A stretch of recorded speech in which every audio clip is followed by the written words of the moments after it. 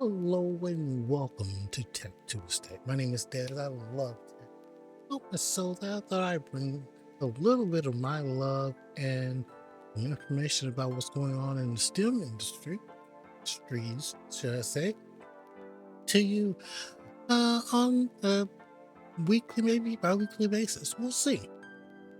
But today we're going to talk about some different things that are coming up in the world of technology specifically. Now, what specifically are we talking about? Well, unfortunately, I'm going to have to start us off with AI. You see, Microsoft has a plan to keep its data centers from raising your bills. Now, in this plan, what they're going to do is they're going to actually pay the offset of what it costs to run their data centers back to the actual PUC, to the utility companies, which means they're going to pay everything that they're using and wash so that it does not increase consumption for the area, causing the bills to naturally increase. Now, I think that's an excellent thing because as we're all wrapping our heads around the different things that come with AI, knowing that data centers are the driving force behind it actually helps to keep us a little bit more grounded. Speaking of which, the temperatures that you see from data centers, well, they do, in a small aspect, contribute to climate change. And there's been a study recently done linking your sleep health to the rising temperatures seen in climate change. Now, that particular study in South Australia has seen that individuals in the dry states that are having the hottest temperatures have an increased chance of sleep apnea or some sort of sleep distress or ailment. I personally can attest that when it's hot or in the hotter months, I have a difficult time sleeping. So I think there is something to that study. I look forward to seeing exactly what that study brings because it may actually, in fact, change how we see several things in the world around us. Now, don't get me wrong, I am interested in keeping the temperatures down. But something that is not wanting to go down is market share. And Nintendo recently finds that their shares are sinking 10% due to memory shortage concerns. Now, as the most popular handheld console, the Nintendo Switch has seen a growth in popularity. And I can honestly say, with a 10% cut in their sales, that is going to take a toll on their market value. I look forward to seeing how Nintendo handles memory shortages. Another thing that is more on the good side of Nintendo is that they're expanding their Switch Online library to include more Game Boy titles. Me personally, I'm a big fan of Game Boy games. I have a DS, a 3DS. I'm looking for an affordable old school advance and an old Game Boy, maybe a Game Boy Color. But I may just want to go ahead and get a Switch.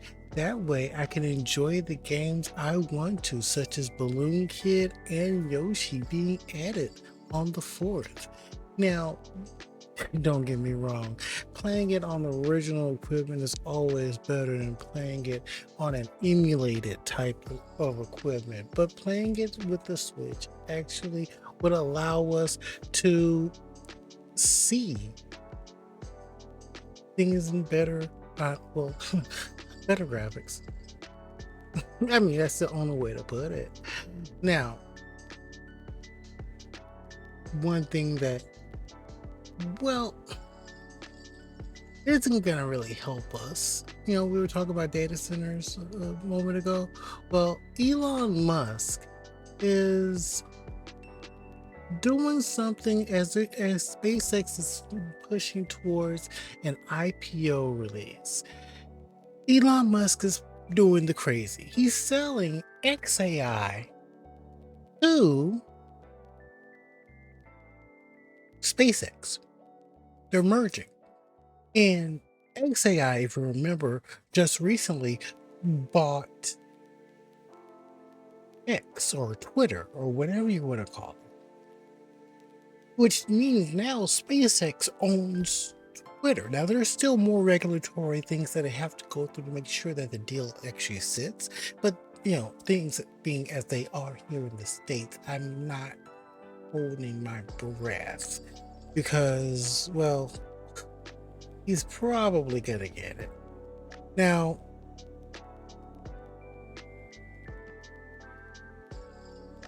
one thing that he may not get is what he wants to do with XAI. You see, he wants to take the load of XAI when it comes to heat, and he wants to add it to the space trash floating around our planet. He wants to, in the next few years, launch up to 1 million satellites, many of those for his new XAI data centers. That's right.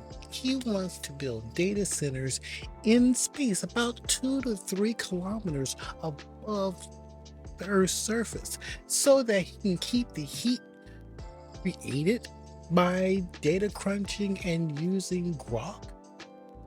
Oh gosh, Grok. He wants to keep all that heat out in space and out of the atmosphere. Now, on one hand, that is actually something that I could actually be down with. But on the other hand, shooting lasers back down for communication is kind of counterintuitive, because there is a chance for data loss as the laser comes back through the atmosphere. And if there are any solar storms at the time, which do affect things such as the ISS, then, well, you may find that your data is corrupted as it's coming back by laser. There's still more to be seen, and this actually may not come to pass.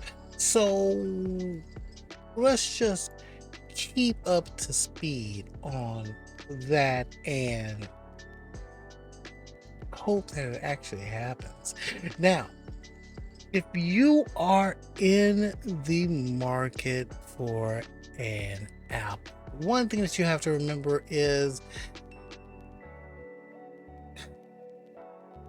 Apple is not the world's only environment for computing, but they have built a very good environment, actually, an ecosystem that allows individuals to move smoothly from one device to the next. Well, they're planning on moving to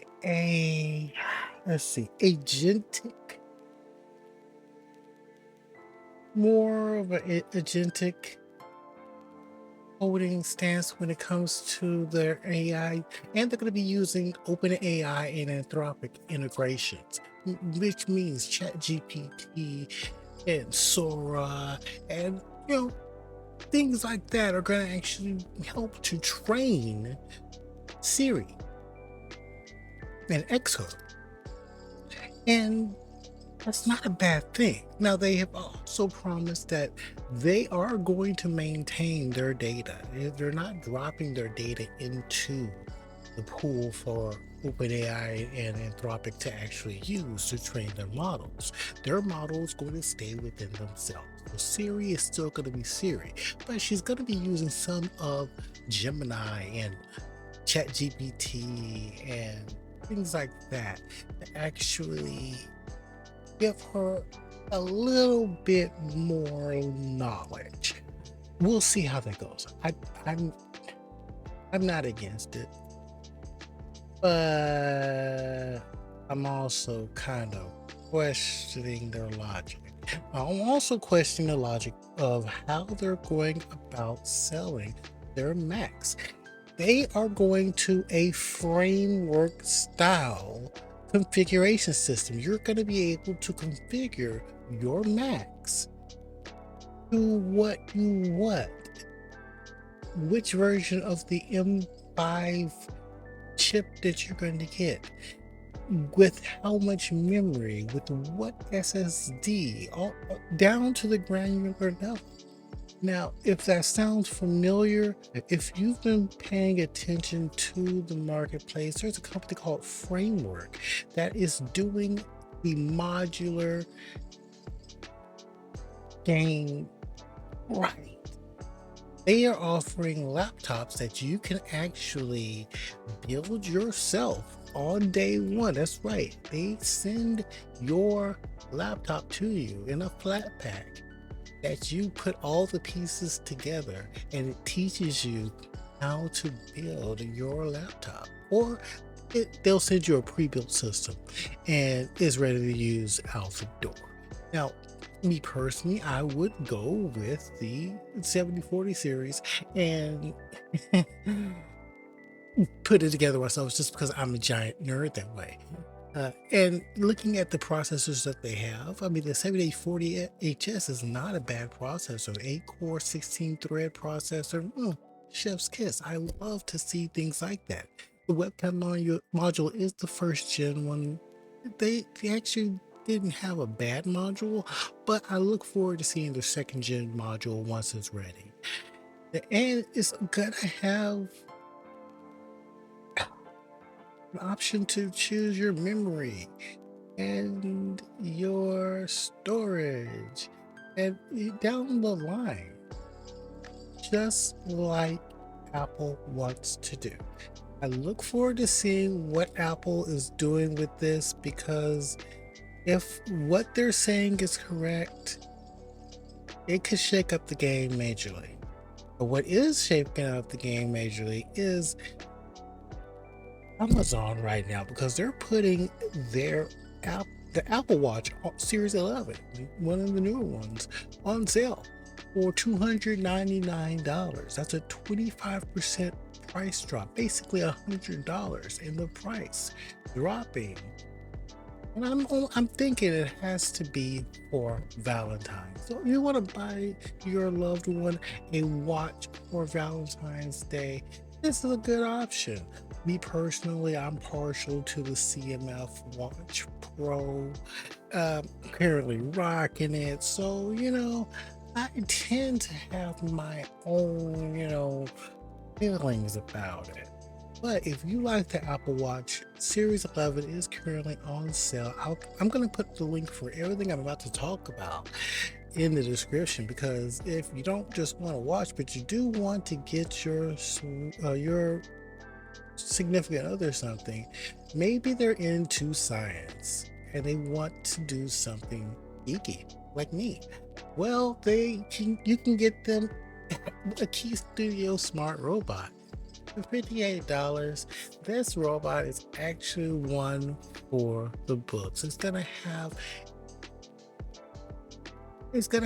a sound and ultrasound object avoidance. It's going to be able to do line tracing, and it's Arduino.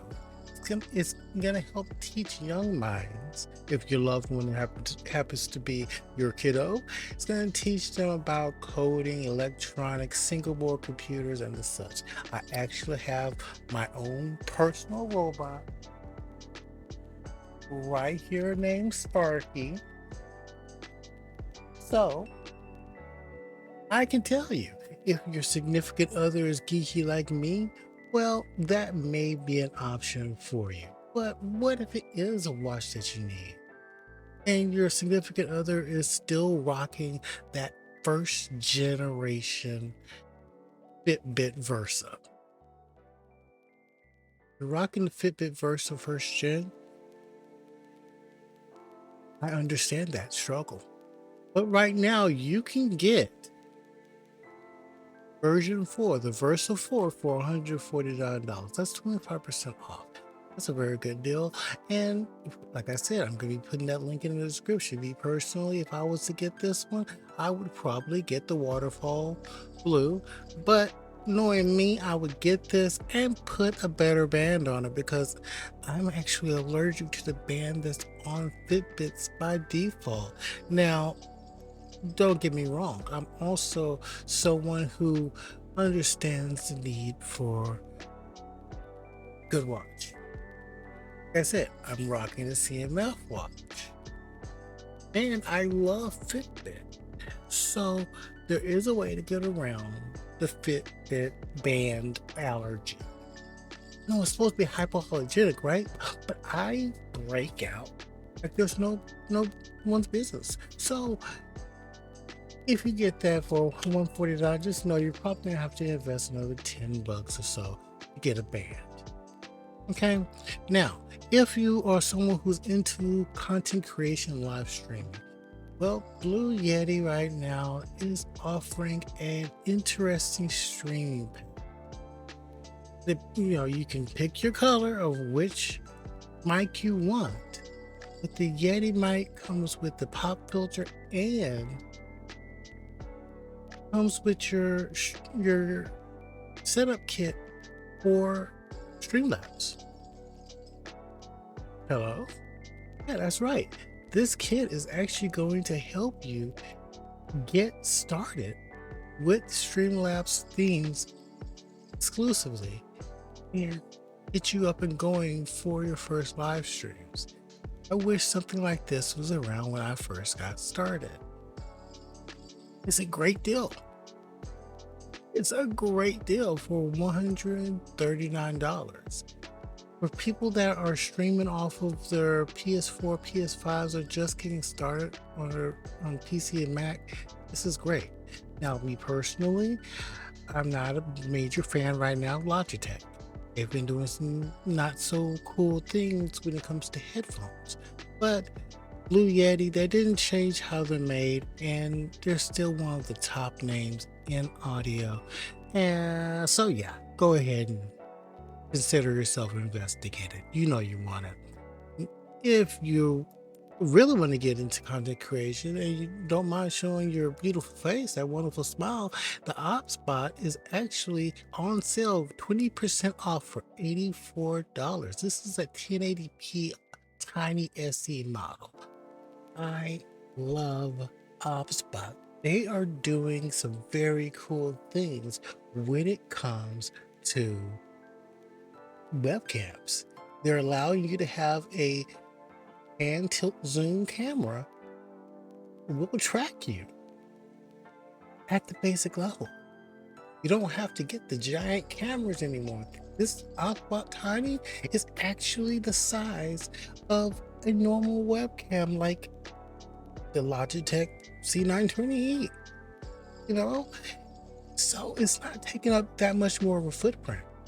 But I will say, for me personally, I tend to go overboard. So if you're like me and you go overboard, don't worry.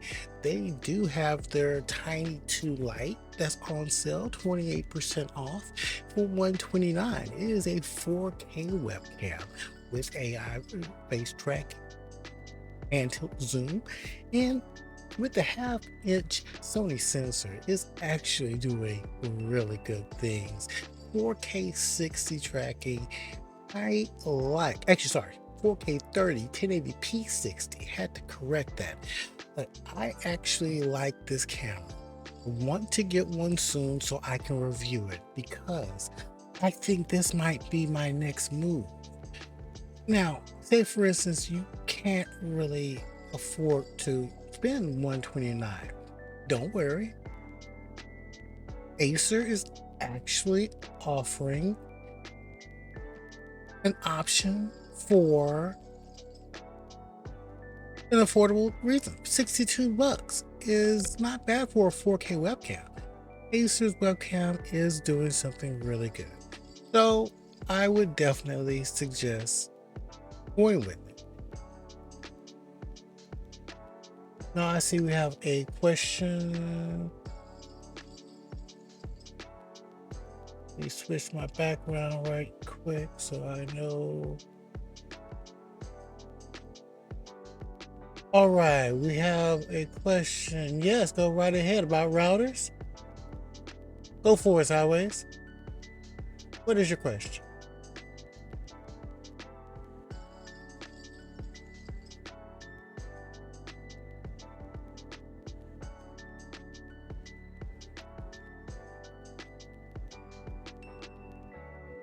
The question is right here in chat. And yes, I'm actually live streaming Take Tuesday live on Twitch. So if you're watching this on YouTube, try to catch it live on Twitch. So while Sideways Gaming is dropping the question in chat,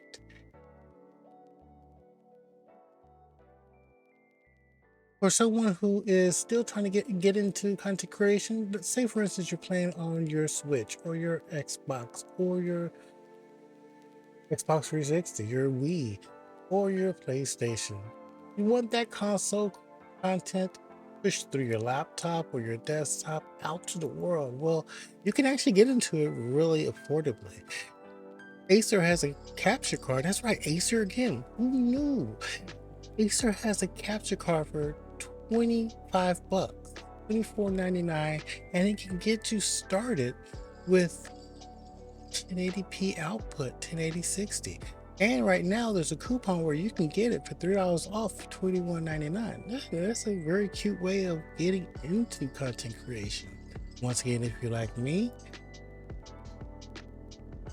I tend to go overboard. But the Amplify from FIFA, once again, I love the brand FIFA. Let's talk. Is actually a great screen capture card and will do the job wonderfully.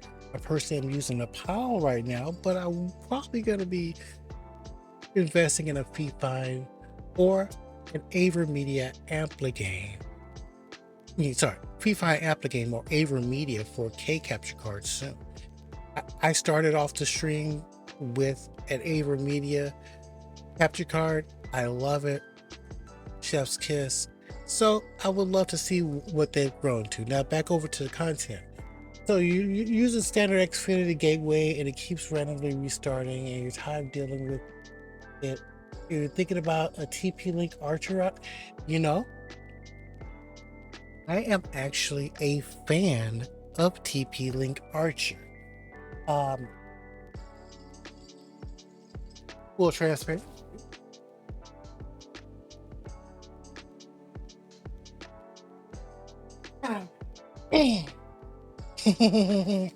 I'm a big fan of TP-Link Archer.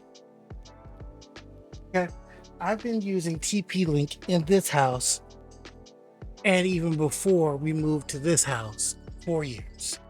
It is a great affordable option. And right now, the TP-Link, I believe it's the BE3000, the B3000, or let me actually look it up because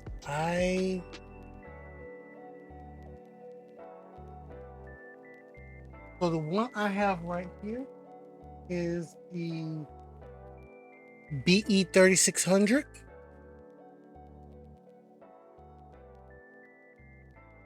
Okay, the BE3600 is a wonderful router. Okay, matter of fact, if I can pull it up here, I will show it to you. It's Wi-Fi 7. I love that router. But are you in a 1, 2, or 3 bedroom situation? Because my answer to your question is actually going to make a difference in how you go about it. Okay. And also, part of the issue may not actually be the Xfinity Gateway's fault. You can actually go in it and change the restart timing. But I switched off of Xfinity a few years back because it was just not where it was. Here in the greater Austin area is called Spectrum, and it's just not where it is. So I can actually tell you firsthand, it is a good idea to switch off of it. Now you're using a cable router. So let me see. We're gonna find the TP-Link cable router.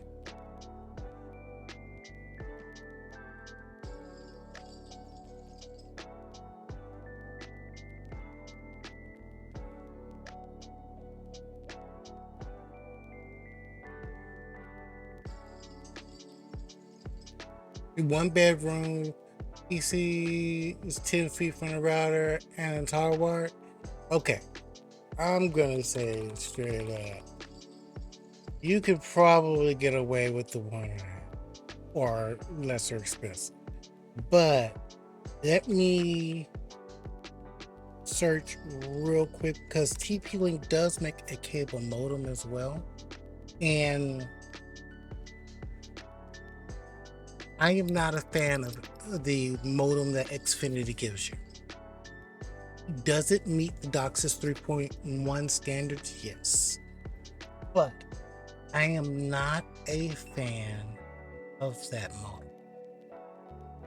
So Itron makes a really good, matter of fact, the Coda 56 is a really good modem, and it is approved by Xfinity.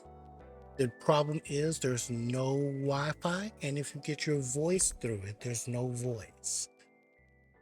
So you'd end up having to pay for two different routers. Okay. Now, Motorola actually has one that does have Wi-Fi.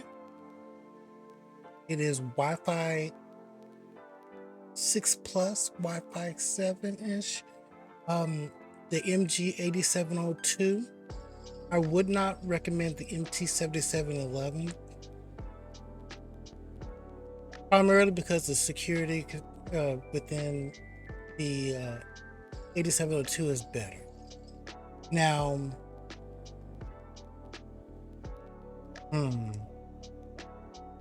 let me see right quick.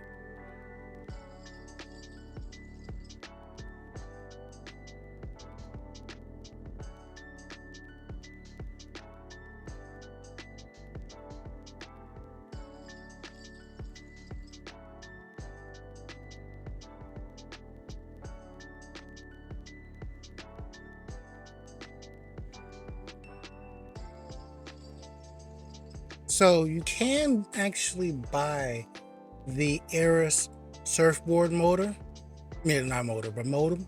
that Spectrum uses. It is DOCSIS 3.1, so it's actually probably better. It has two 1 gig ports, and it does have it is able to handle up to 2.0 gigs, not necessarily 2.5. I am personally a fan of the 2.5 gig modems if you can get those speeds. I don't know if your area or Xfinity has access to those. Now, in the off chance you can't,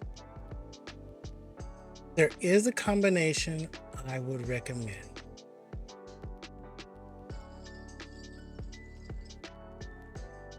And that is the Itron Coda 56 Hitron Coda 56 with a TP-Link 1800. If you don't have if you're only on gigabit internet, you can actually get away with this combination. If you're on 2.5 gigabit internet, up to 3 gig, you can get away with this combination. If you're on 8 gig internet,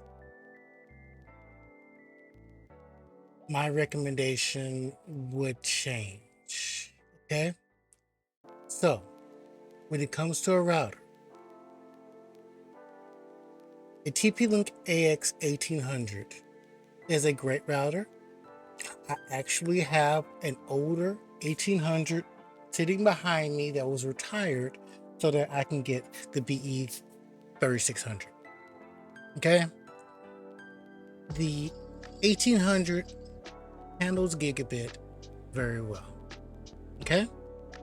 If you're running speeds faster than gigabit, you are going to want a faster router. The one I got, which is the BE 3600,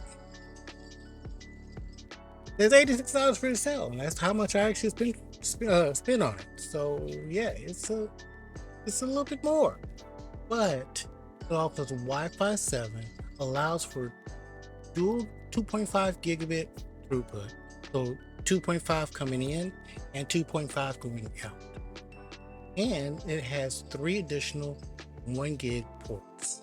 Okay, not 1 gig combined, it's 1 gig each that you have on this router. I'm currently on it right now as I stream. It is solid. That's literally my sales point on it. I personally using this particular router, and here's what I was saying about the 2.5 throughput. You have 2.5 coming in and 1 port dedicated 2.5 going out. Now, when it comes to your cable modem, Hitron Coda 56 is a great modem. A lot of them are renewed Eris modems. Okay? And I'm saying this straight up. Hitron does make new Coda 56. But a lot of these Hitron modems are really Eris modems. Okay? And if you get one that actually has Wi-Fi built into it, the Coda 56 does not. But you can combine this gigabit router up to 2.5 gig max speeds, mind you, with a great Wi-Fi router, and you're set up for days, for years, depending upon how you want to proceed. Now, if you want a TP-Link DOCSIS cable modem, very specifically, the TC7610 is good. Unfortunately, this is once again not a Wi-Fi rated modem, and most of them can only be found used. Now, if you want something that's DOCSIS 3.0 under Netgear, the CM600 is good. Up to gigabit speeds. Okay? Up to gigabit speeds. I cannot say that if you're on gigabit, then fine, this will work perfectly for you. But if you're on anything higher than gig speeds, you probably want to get an Eris surfboard. Okay, Eris surfboards do take up to 2 gig input. Okay, 2 gig throughput. Most of the Eris modems or DOCSIS 3.1. One that they sent you from Xfinity, Cox, Spectrum, whatever name they go by in your area, Xfinity, is probably much like this one. You have your speed coming in by your coax, and you have two Ethernet ports to use. Now, can you go higher? Yeah. But then you're looking at more money. The highest I would go with a surfboard is 160. Okay. And this is me being as honest as possible. Okay. I'm gonna watch that for price drops because the G18 is a great modem if you have gigabit. It can take up to 2.5 input, but you're not going to see 2.5. That's just straight up. You're not going to see 2.5. Okay. So that's why I was saying the Era Surfboard SB 8200 is going to be your bet. If you're going to want to get a modem,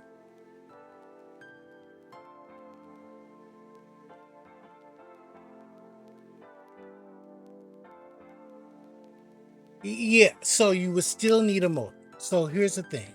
The TP-Link router does not take the coax coming from it does not take the coax coming from Xfinity and transmit it out. Okay, the TP-Link router itself takes the signal coming off of the modem and pushes it out to all the anything connected to the internet. So with this router, you would still need a modem, which is why I was saying something like the Coda 56, just a refurbished DOCSIS modem that actually runs really good when it comes to speeds, and it's basically a refurb of an Eris modem. So that's me personally what I would do, and I can drop the links for that directly in chat for you, because it gives you options to look at.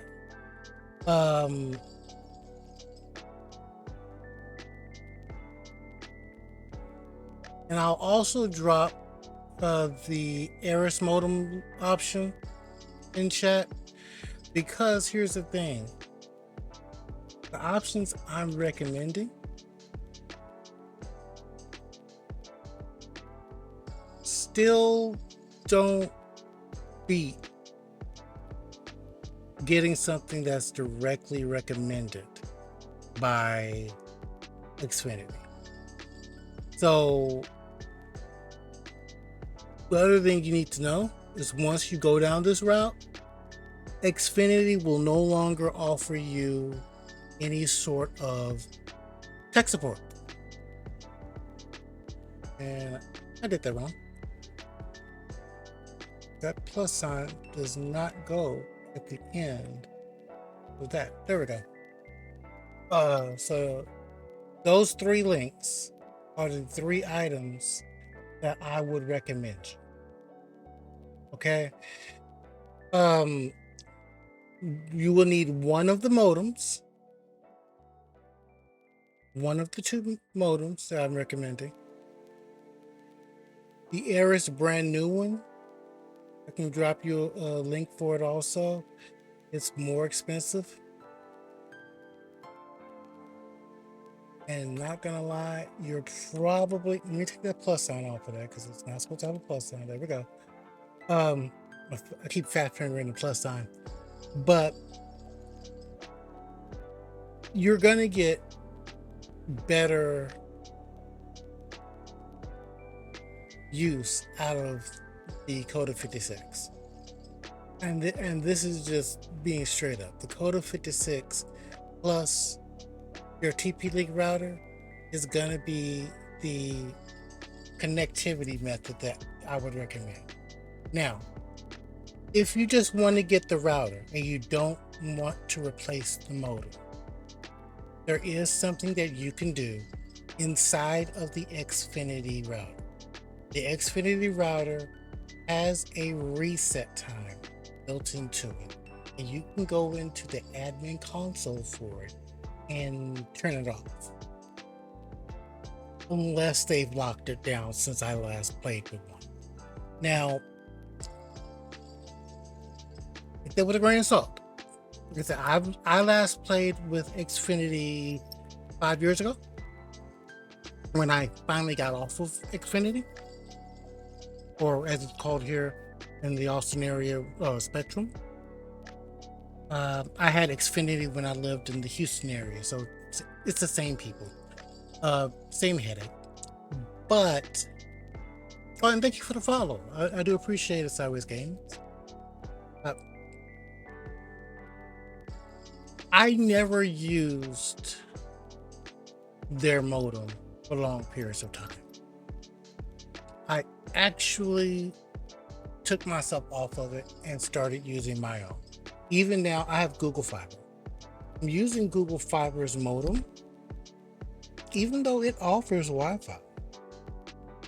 Just 3.1, it offers all the securities and everything. I've actually researched Google Fiber's modem, and it's actually really good. But I still use my TP-Link PE3600 because it offers me an additional level of security. Okay, I can actually turn on the firewall that's built into that TP-Link router, and it works in conjunction with the firewall that's in my system. And that's just an additional level of security that you have for yourself. Once again, take it with a grain of salt. It's my personal recommendation. And I can honestly say I use that TP-Link 3600 personally. I've been using it now for about a month. Okay. And I can say it is a router I recommend. Whether it's for small business or for home, I recommend that router. The modem, this is the thing with Xfinity, and AT&T figured it out, and they're doing the same thing as Google Fiber. They give you a router. They don't give you a modem anymore. Okay? With Xfinity, you're still on a modem. Doesn't matter if you get the fiber-backed service or not. They force you to be on the modem. Not my favorite option. It's not my favorite option. But the Hytron Coda 56, if you have to get a modem and you don't want to fool with the Xfinity one anymore, that Coda 56 is a good option. It is very much like the Aris modems that Xfinity uses. It's like the Motorola modems. And I can say it is worth every penny. Now, if I were to recommend a TP-Link cable modem, you're going to be limited down to gigabit speeds. And that's the downside. You would be limited down to TP-Link doesn't really fool with cable modems anymore. Okay? And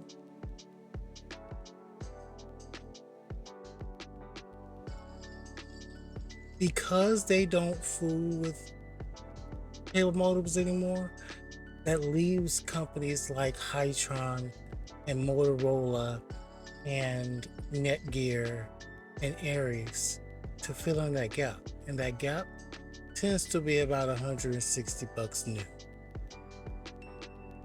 Let me give you a link for one more Hytron modem. This one is a brand new version of the refurb one that I gave you. This particular one is literally it's not for fiber, but it gets you guaranteed up to the 2.5 gigabits input and output. It's just a new version of the refurb, so you'll have the warranty in case something happens, and you can work directly with Hytron to actually get it resolved. That is, okay, would have been upset. Yeah. Hey, no problem.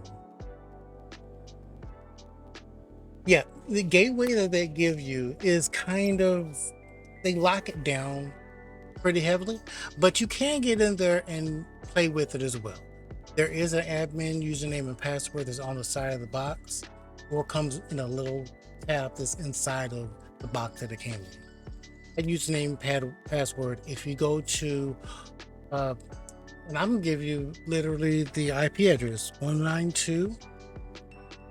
That's not it. 192.168.1.1 or 192.168.0.1. One of those two IP addresses, if you put it into your internet browser and hit enter, it will take you to the admin portal of your browser. And it will allow you to perform whatever functions that you need to on that modem. It will actually take you to the one for the router that you're using. The issue that you're seeing with the internet connection cutting off is literally with your ISP and how they've locked down that particular modem. They have a built-in restart. You can change the time that it does it. You change the frequency. I believe you could just make it stop restarting altogether. The reason why they have the restart built in is because they push firmware updates to it on a regular basis, and the forced restart allows it to restart with the new firmware, and you don't have to touch it. Once again, it's annoying, and you can go in and change that restart. Would I recommend doing it? If you are not extremely tech savvy, no. I would not recommend doing it. I would just go with a DIY source that you can just plug and play.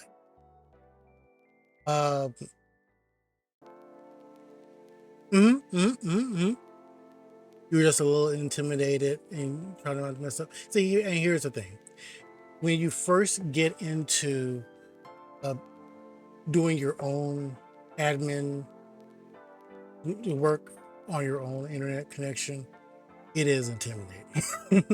I'm an IT professional, and I still got intimidated the first time I played with the ISP's modem. I can tell you, it gets easier. And once you get in there, it's actually kind of self-explanatory. Unless they've done the silly thing and given you the very basic modem, which Xfinity, Spectrum, whatever name they want to give it, Charter, that company is known, Time Warner, that company is known for giving the bare minimum interface to the routers. So It's not a difficult thing to do. And off stream, I could actually probably walk you through the process. So it's actually, once you put the IP address in, and it takes you to it, you put the admin username and password in, you'll be in. You could change the name of the modem. You can actually turn it off and turn it on yourself. You can hit the restart built into it. But if they've locked it down the way they have in the past, cutting off the restart may be a little bit of a headache. So that's where I will leave you with on that bit of advice. You know, can I recommend other new routers? Yeah. Like there's a TP-Link AX 1800 that's on sale right now for $52. Great. You know, and it will get you gigabit speeds. That restart headache is still going to exist for the modem. So that's where I would go when it comes to finding a better option.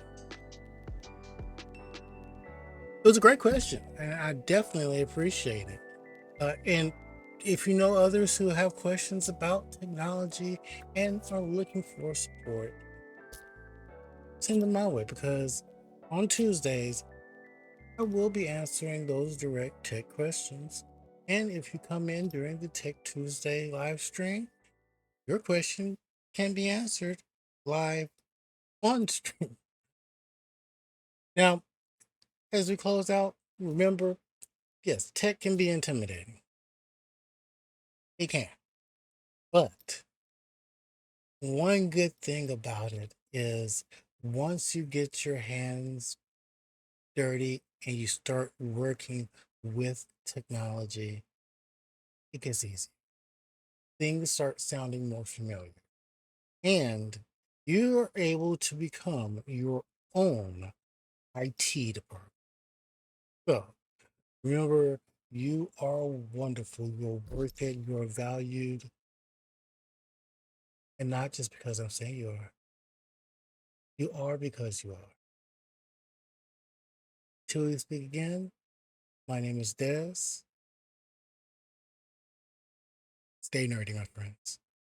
I'll catch you next time. I